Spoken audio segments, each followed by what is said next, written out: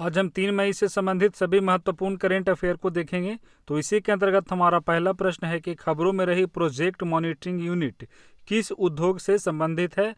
तो आपको जानना है कि जो प्रोजेक्ट मॉनिटरिंग यूनिट है यह कोयला उद्योग से संबंधित है। यह जो उद्देश्य है जो प्रोजेक्ट मॉनिटरिंग यूनिट का, देश में कोयले के उत्पादन में सुधार करना है, क्योंकि कोयला जो है मूलभूत उद्योग है। किसी भी वस्तु के लिए जो कोयला का उत्पादन है, इसी से देश की सारी जो जितने भी इंफ्रास्ट्रक्चर है और हम कह सकते हैं कि अर्थव्यवस्था संबंधित जितनी गतिविधियां चलती है वह कोयला पे ही लगभग निर्भर है। अब आपको जानना है कि कोयला यानी कि मिनिस्ट्री ऑफ कोल के अभी मिनिस्टर कौन है। तो हमारे कोयला मंत्री प्रहलाद जोशी हैं। प्रहलाद जोशी की जो कॉन्स्टिट्यूएंसी है वह कहाँ, किस संसदीय क्षेत्र से है। तो वे धारवाड़ से हैं। तो आपको ये भी जानना है कि जो धारवाड़ है यह कहाँ का शहर है।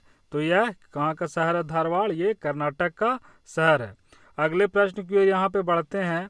नेक्स्ट प्रश्न देखिए, यहाँ पे कहा गया है कि किस देश ने पहल PAHAL परियोजना के लिए भागीदारी के माध्यम से भारत को $3 मिलियन की सहायता प्रदान करने की घोषणा किया है। तो ऐसा किसने किया है? अमेरिका ने किया है। ये देखिए मैप में है अमेरिका। पहले हम पहल के फुल फॉर्म को जान लेते हैं क्या है। तो partnership for affordable health care access and longevity. आप यहाँ पे और पहल के बारे में जानिए। तो पहल अमेरिका के USAID, यहाँ पे देखिए क्या बताया गया, USAID यह अमेरिका की है। इसका अर्थ क्या है हो गया, United state agency for international development. तो यह अमेरिका की USAID और नई दिल्ली के स्थित कंपनी IPE ग्लोबल के बीच एक सहयोग परियोजना है। तो यहाँ पे आपको अमेरिका का, अब चलिए मैप के बारे में देखते हैं, यहाँ पे थोड़ा डिटेल जानते हैं। ये रहा मैप में अमेरिका, देख सकते हैं। इधर आपका हो गया अटलांटिक महासागर और इधर प्रशांत महासागर। तो यहाँ पे देखिए अमेरिका के यहाँ पे ग्रीन से दो क्षेत्र दिखाए गए हैं। एक यहाँ पे अलास्का और ये अमेरिका। अलास्का, ये जो अलास्का है यह कनाडा से इसकी सीमा लगी हुई है, लेकिन इसको अमेरिका ने कनाडा से नहीं बल्कि रूस से खरीदा था। और कब खरीदा था? तो 1867 में। अब चलिए यहाँ से जो सबसे महत्वपूर्ण प्रश्न हो जाता है किसी भी एग्ज़ाम के लिए वो ये कि आप ये अलास्का के देखिए, अलास्का, ये देखिए अलास्का, यहीं से जो हमारी अंतर्राष्ट्रीय तिथि रेखा है यहीं से गुजरती है। ये देख सकते हैं, ये जो लाइन है ये अंतर्राष्ट्रीय तिथि रेखा। और ठीक उसी के समांतर बेरिंग जल संधि है। कौन सी जल संधि? तो बेरिंग जल संधि। जैसा कि जल संधि के बारे में आपको पता होगा, यह किसी भी दो क्षेत्र को जोड़ने या अलग करने का कार्य करती है। तो सिंपली आप अलग करने से समझिए कि दो क्षेत्रों को अलग करती है। तो देखिए जो ये ऊपरी क्षेत्र दिखाया गया यह रसिया का है, और ठीक उसके नीचे जो क्षेत्र दिखाया गया है अमेरिका के। ये रसिया का कौन सा पार्ट है? जो साइबेरिया वाला रसिया का पार्ट है। अर्थात हम रसिया को क्या कहते हैं? यूरेशिया में आता है, यूरोप प्लस एशिया। तो जो इसका एशिया वाला पार्ट है उसी का जिक्र कर रहे हैं। तो इसको ये जो अलग करता है यहाँ से, तो इसको जो जल संधि है वह कौन सी जल संधि है? बेरिंग जल संधि। अब आपको सिंपली यही याद रखना है कि जो बेरिंग जल संधि है वह किन किन देशों को अलग करती है। तो हम कह सकते हैं अमेरिका और रसिया को। अगर देश के जगह वहाँ पे महाद्वीप दे दे तो हम किससे कहेंगे? एशिया, यूरोप नहीं कहेंगे, क्योंकि रसिया का एशिया वाला पार्ट है। तो कहेंगे एशिया प्लस उत्तरी अमेरिका को। तो ये बात आपको ध्यान रखना है, काफ़ी यहाँ से इम्पोर्टेंट था। अब चलिए हम अगले प्रश्न की ओर बढ़ते हैं। तो नेक्स्ट प्रश्न में देखिए, यहाँ पे अगला प्रश्न कहा गया है कि हाल ही में किसके द्वारा किसान सभा नामक एक ऐप विकसित किया गया। देख सकते हैं यहाँ पे किसान सभा नामक एक ऐप विकसित किया गया है। तो यह किसके द्वारा किया गया है?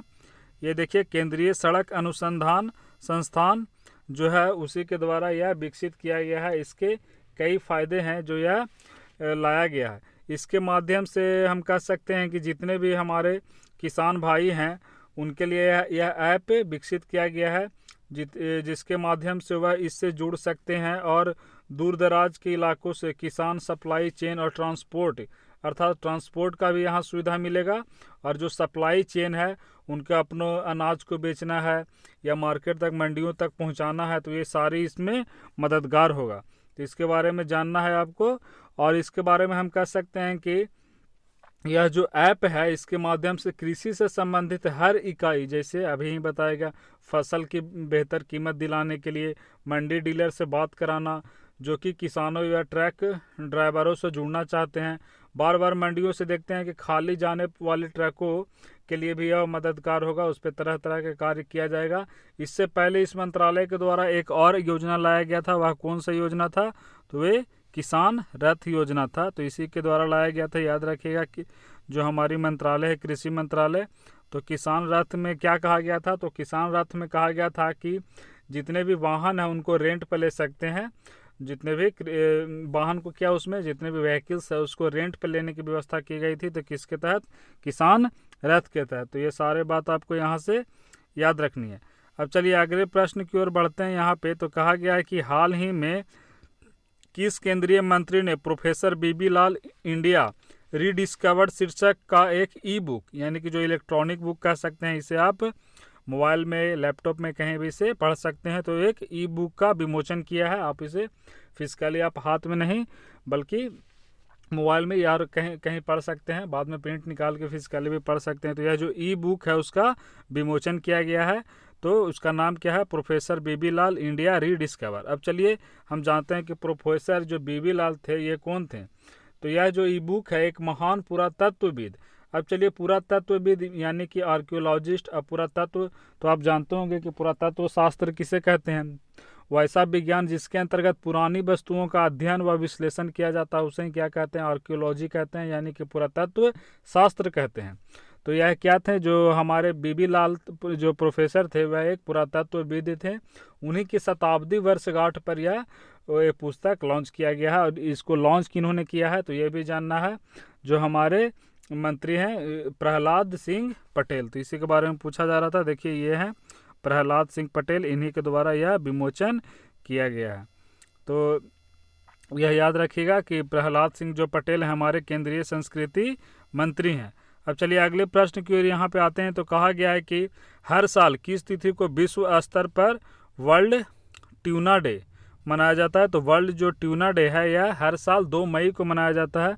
अब यहाँ पे आपको सवाल आ रहा होगा कि यह ट्यूना क्या है? तो ट्यूना एक प्रकार की मछली है जो अपने पोषक तत्वों के लिए जाना जाता है। इसमें काफ़ी ज़्यादा मिनरल्स, प्रोटीन्स, B12 और इसके मांस में ओमेगा 3 भी समृद्ध मात्रा में पाया जाता है। तो काफ़ी ज़्यादा ये क्या है?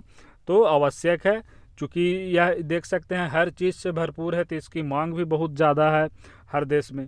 तो इसी के लिए डर है कहीं इसका जो मांग के कारण इसके भविष्य में इसके होने पर जो दुर्लभ ना हो जाए, अर्थात कह सकते हैं भविष्य में इस पर खतरा ना हो जाए। इसी को देखते हुए जागरूकता बढ़ाने के लिए ऐसा किया जा रहा है कि इसका उपयोग सही तरीके से किया जाए, ज़्यादा इसको बर्बादी नहीं किया जाए। देख सकते हैं यही है ट्यूना मछली। तो आप इसे याद रखिएगा।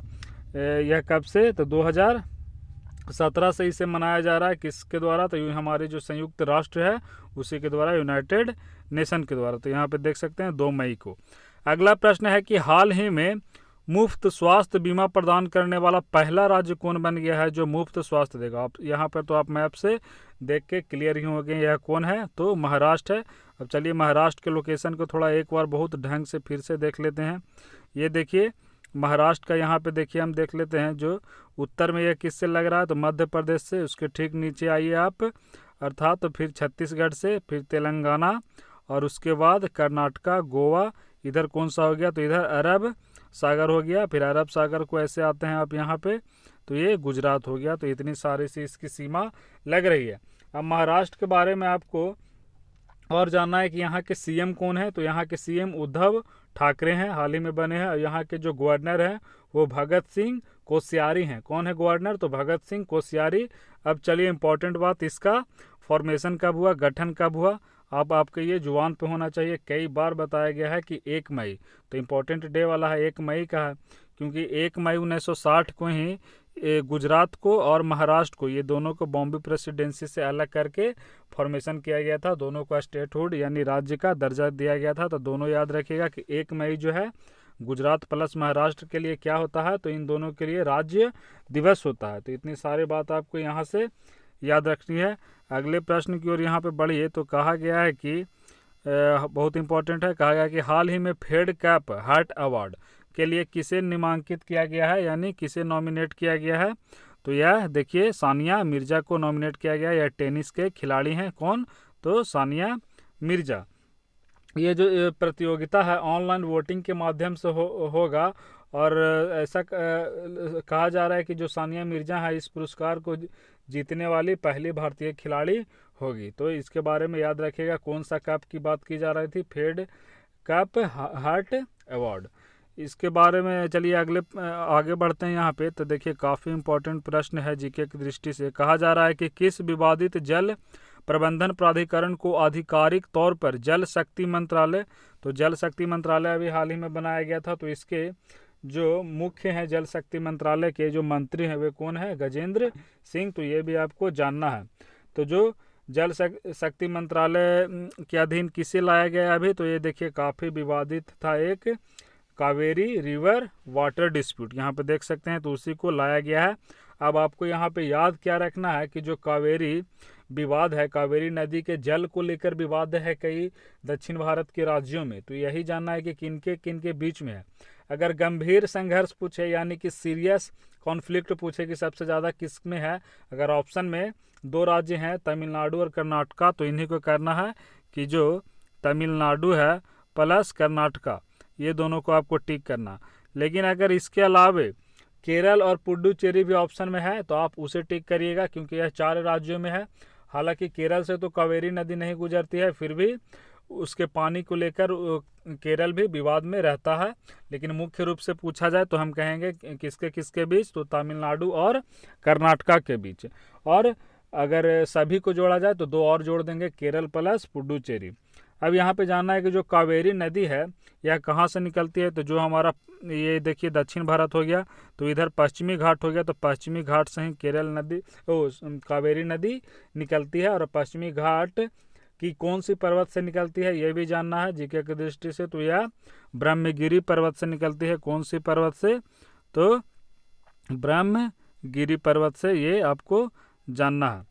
इसके अलावा यहाँ से आपको ये भी जान सकते हैं कि जो कावेरी है ब्रह्मगिरी पर्वत है वह कहाँ है? तो यह महाराष्ट्र में है। अगले प्रश्न की ओर यहाँ पे बढ़िए। देखिए कहा जा रहा है कि हाल ही में कौन सा देश आईसीसी टेस्ट रैंकिंग में शीर्ष स्थान पर रहा? तो यह कौन सा देश रहा? अभी ऑस्ट्रेलिया रहा। यहाँ पे ऑल रैंकिंग देख सकते हैं जो टेस्ट में अभी कौन है, ओडीआई में पहले नंबर पर कौन है और टी20 पे पहले नंबर पे कौन है। और भारत की भी स्थिति देख सकते हैं कि जो भारत है उसकी स्थिति क्या है, तो इसे आप ध्यान में रखिएगा।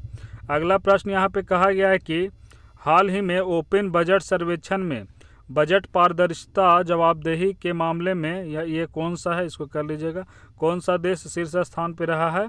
तो यह न्यूजीलैंड जो है शीर्ष स्थान पर रहा है बजट पारदर्शिता के मामले में। इसका जो पैमाना क्या होता है? तो इसका पैमाना यह होता है कि इस सर्वेक्षण में सार्वजनिक संसाधन जितने भी हैं उसका विवेकपूर्ण उपयोग करना है वहाँ की सरकार द्वारा, समयबद्ध तरीके से जनता को सूचना देना है। तो उसमें हर तरीके में न्यूजीलैंड सबसे ऊपर स्थान पर रहा। उसने जो बजट पेश किया काफ़ी ज़्यादा कह सकते हैं, तो समयबद्ध तरीके से और सार्वजनिक संसाधनों का विवेकपूर्ण उपयोग करके किया है।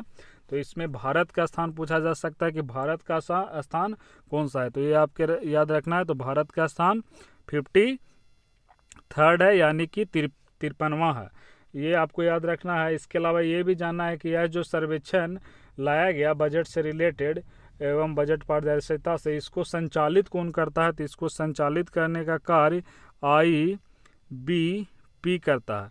IBP अर्थात international budget partnership, international budget partnership. तो इतनी सारी बात आपको यहाँ से जाननी है। अब न्यूजीलैंड है तो हम चलिए देखते हैं न्यूजीलैंड को मैप में। ये रहा ऑस्ट्रेलिया, देखिए ऑस्ट्रेलिया के ठीक यहाँ पे आ गया हिंद महासागर, इधर आ गया प्रशांत महासागर, और नीचे में अटलांटिक क्या है? तो ऊपर में आर्कटिक हो गया और नीचे में अटलांटिका हो गया। तो यहाँ पे आपको ये जानना है कि हम न्यूजीलैंड पर अभी चर्चा कर रहे थे।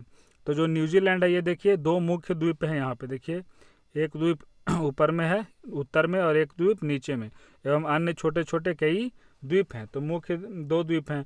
अब यहाँ से पूछा जाएगा कि जो न्यूजीलैंड है उसकी राजधानी कहाँ है? तो वेलिंगटन। वह कौन से द्वीप पर है? तो वह उत्तरी द्वीप पर है। ये जो उत्तरी द्वीप है उसी पर इसकी राजधानी वेलिंगटन है। तो इतनी सारी बात आपको यहाँ से न्यूजीलैंड से